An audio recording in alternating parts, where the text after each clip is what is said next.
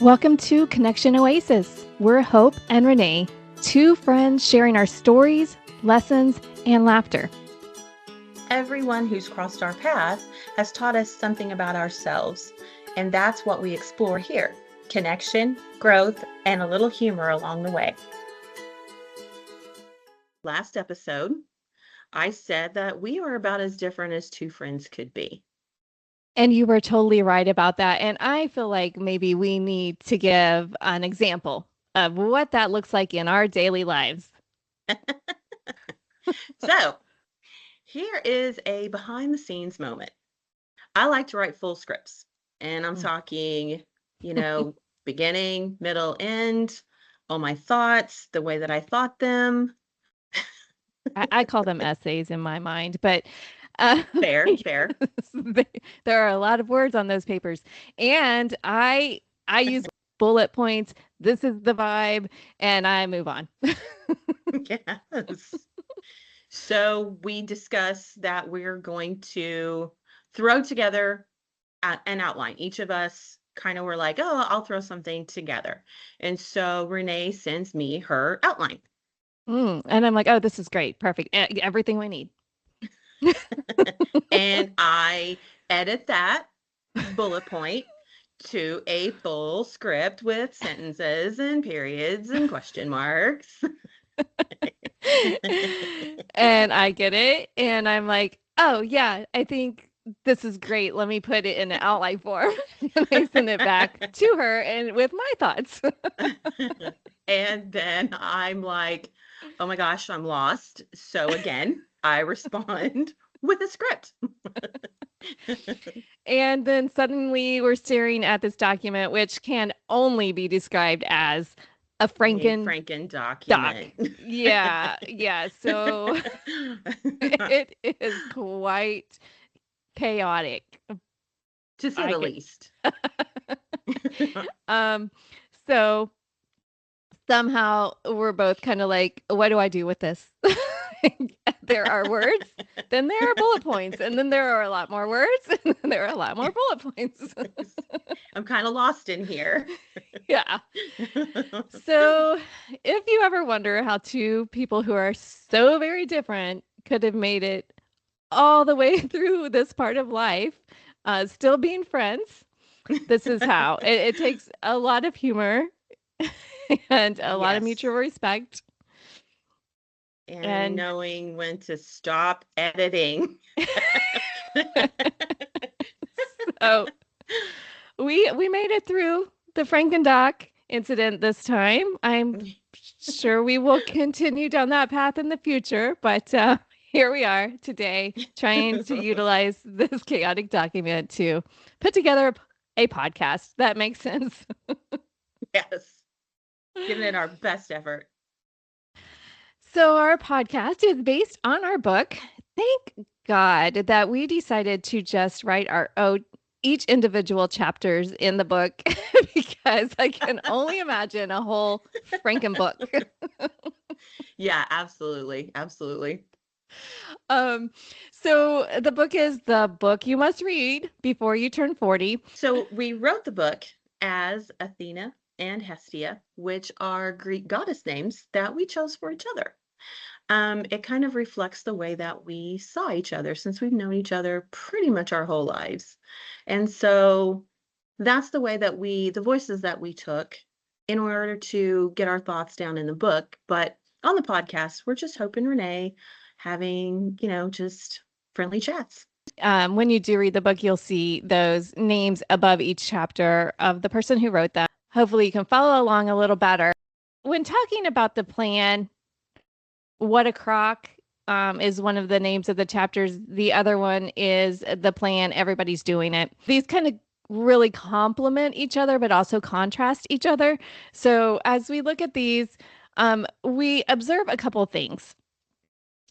First of all, there is a moment in your life where everyone around you becomes extremely confident about what your next step should be. Yes.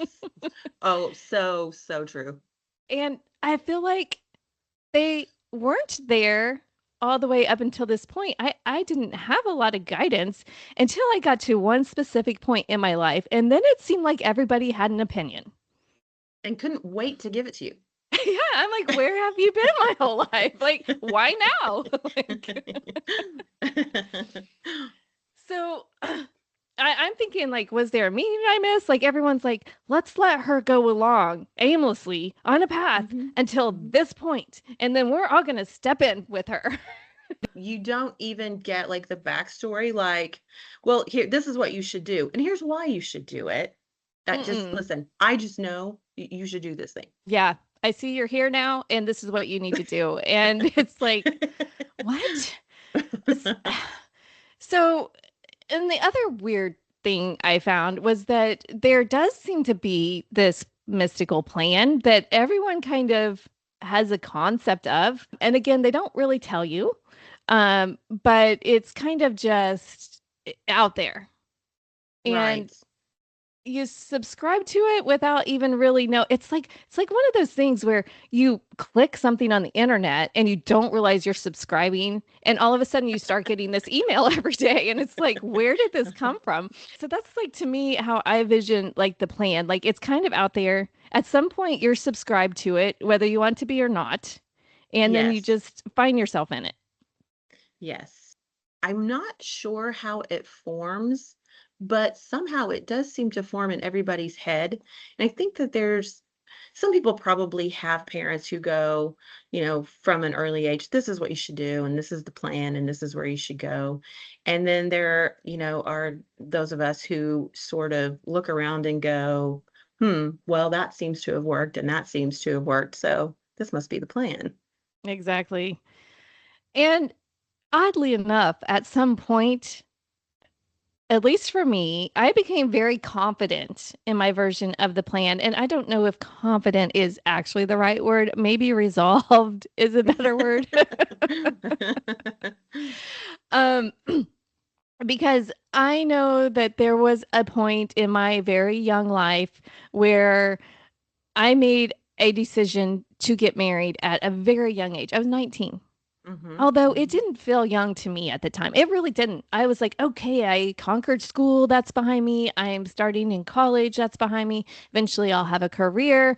And yeah, I don't want to live with my mom anymore. And I really don't want to figure out how to live on my own. So I think I'm just going to get married. Yeah, I was there. You did seem very confident.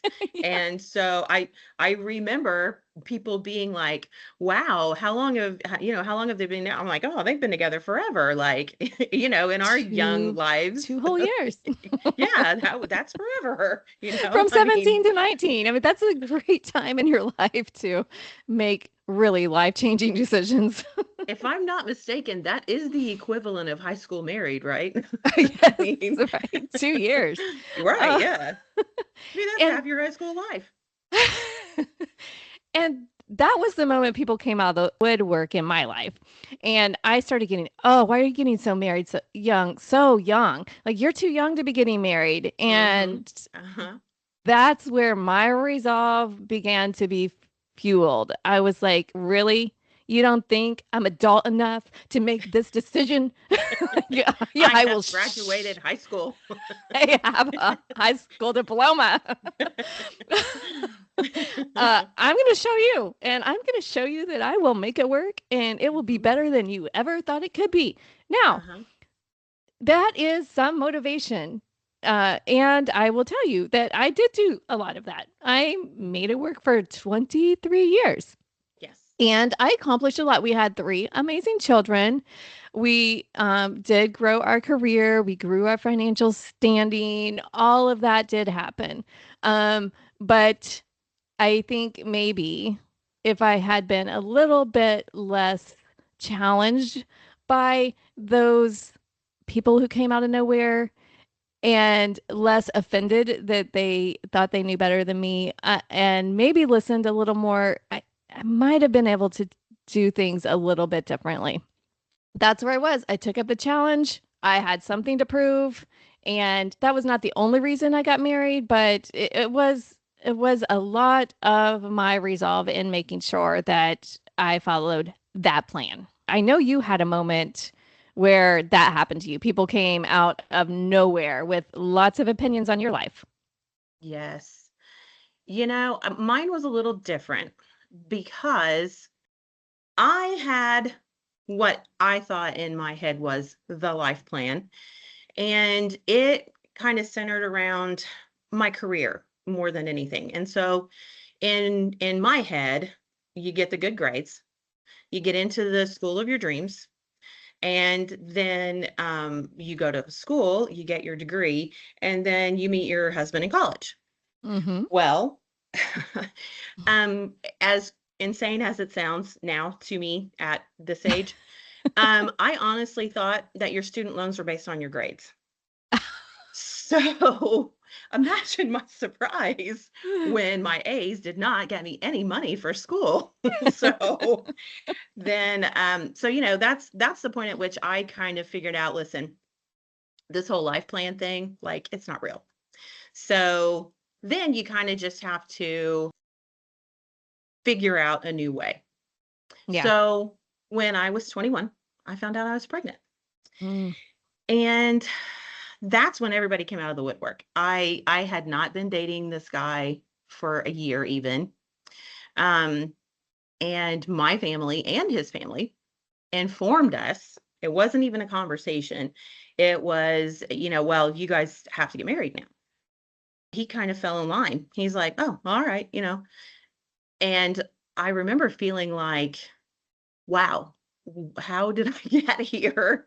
And the other thing I remember feeling is nobody actually asked me, how are you? What's this guy like? Let's start with that. What's Yeah. your relationship like? That was never the conversation. It was, oh, No. well, you guys are going to have a baby, so you have to get married. And I just remember being like, we don't have like a deep connection. Mm-hmm. And everybody positioned it as, well, this is what the plan says that you do.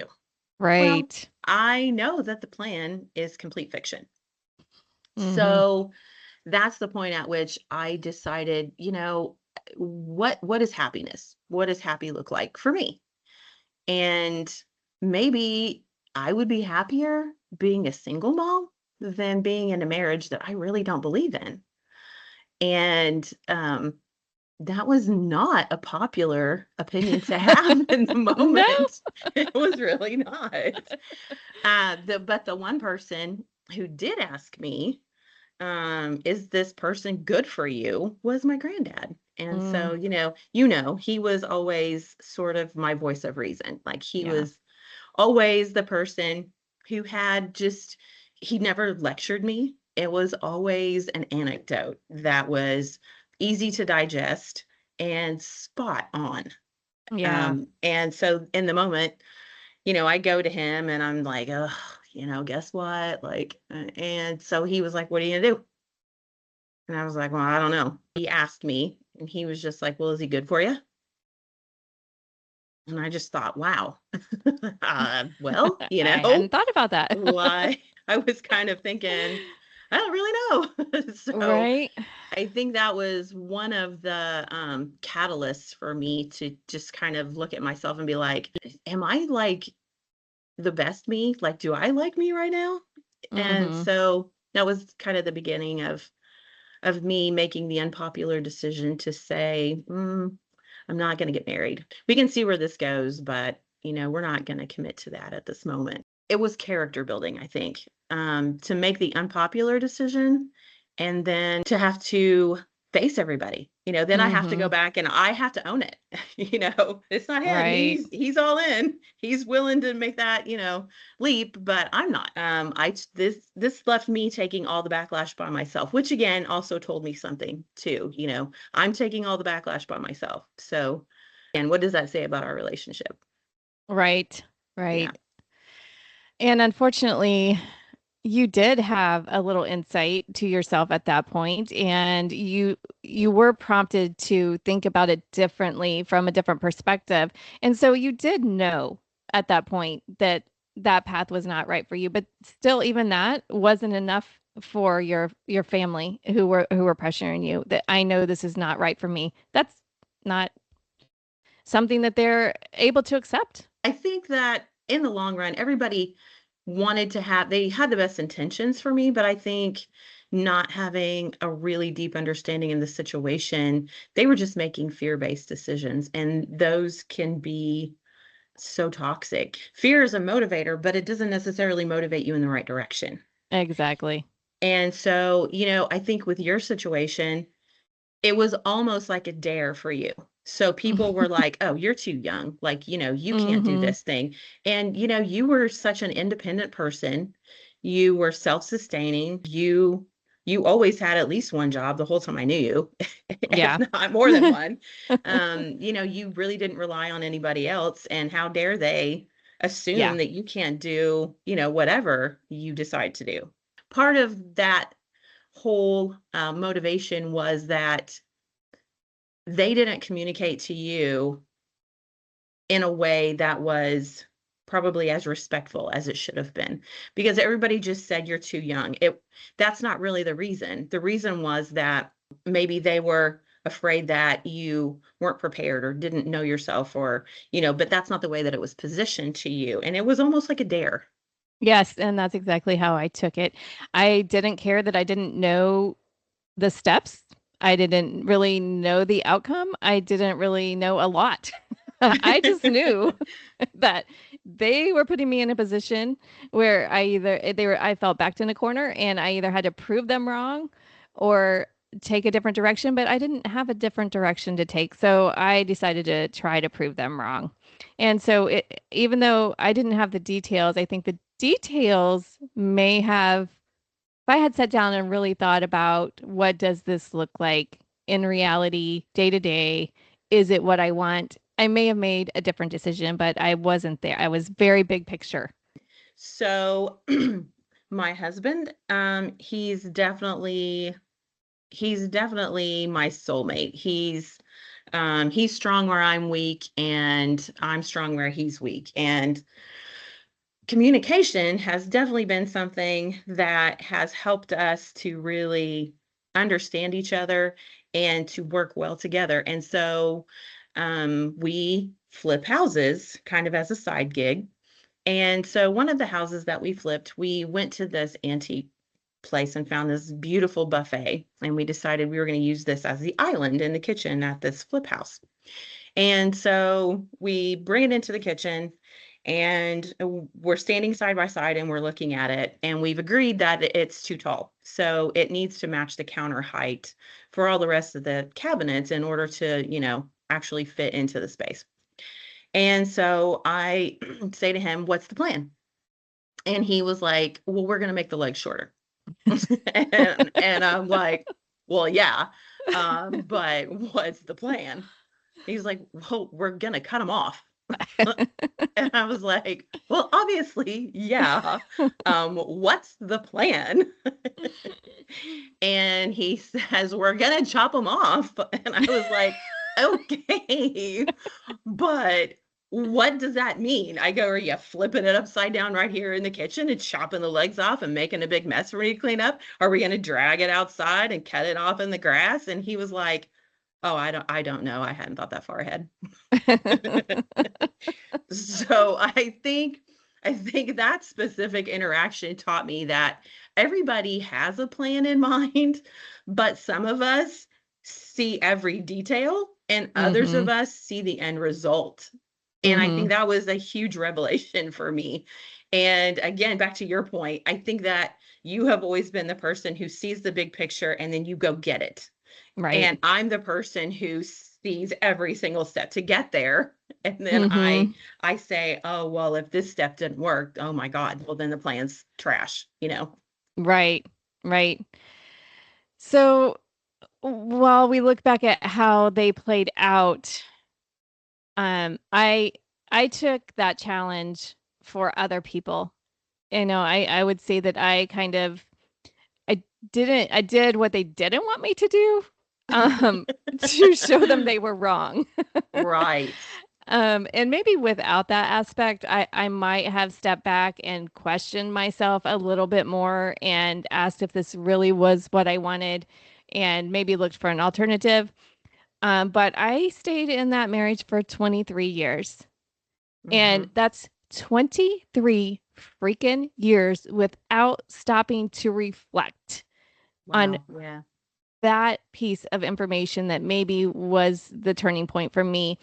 I was so good at overriding myself with the challenges that I thought life was giving me and figuring out how to overcome them that I wasn't really listening to what I wanted. I just took almost everything as a challenge and okay, I'll beat this. I felt often underestimated, Hmm. and which now I actually enjoy when people underestimate me.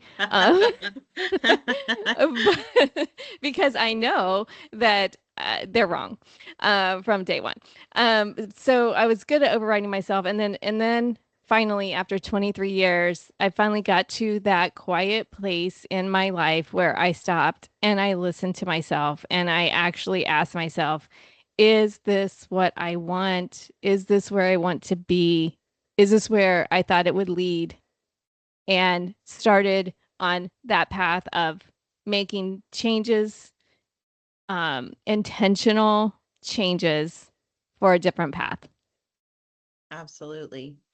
I think that learning very early on that this plan that had formed in my head was complete fiction was it was difficult for me in the moment, Mm, but in the long run, I think that it put me in a position to be in charge of where I wanted to go, and at least in certain aspects of my life. And so I right. think having that clarity at that age, um, it certainly benefited me in the long run.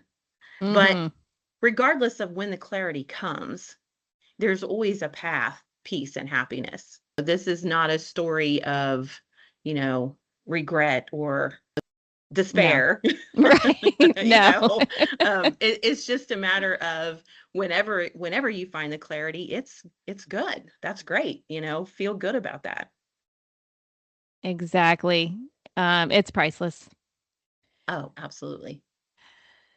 So, just kind of looking back at what we learned from that, I think the clarity is a great lesson and something that we can continue to use moving forward. I think I focus more on how long it took me to hear myself over everything else. And I do wish I had stopped and listened sooner. Um, the path that I took was not bad in any way, and I don't regret it. I just wish I could have been truer to myself during that whole process. I may not have changed the decision. I may Right. not have changed a lot of those things that happened, but I could have had more peace in it. Right. And that's something that I now cherish and look for in every decision that I make. Yes. Well said. So, in future episodes, we're going to kind of continue with this path that we're currently on. And the next chapter in our book is called Toxic is Toxic. It was written by Hope and Hestia under the Hestia name. And it talks about the toxic relationships in our lives and how we started to see them in all honesty. Right. Um, yeah, and those turning points. And it's just so powerful that moment when you can recognize that maybe a relationship in your life is toxic. Right. And they're not always relationships that you chose, Hmm. but you can still navigate the relationship and make improvements. Exactly. So I'm very excited to get into that. That topic is introduced in that chapter, but it does flow through into other chapters. So we'll continue to see on that journey how those relationships changed, how we were able to impact them, Yes. and what those look like. So I hope that you join us for our next episode, and we'll see you there. Thanks for joining us here at Connection Oasis, where we discuss real life lessons about relationships and boundaries. And becoming who you actually are without the fluff.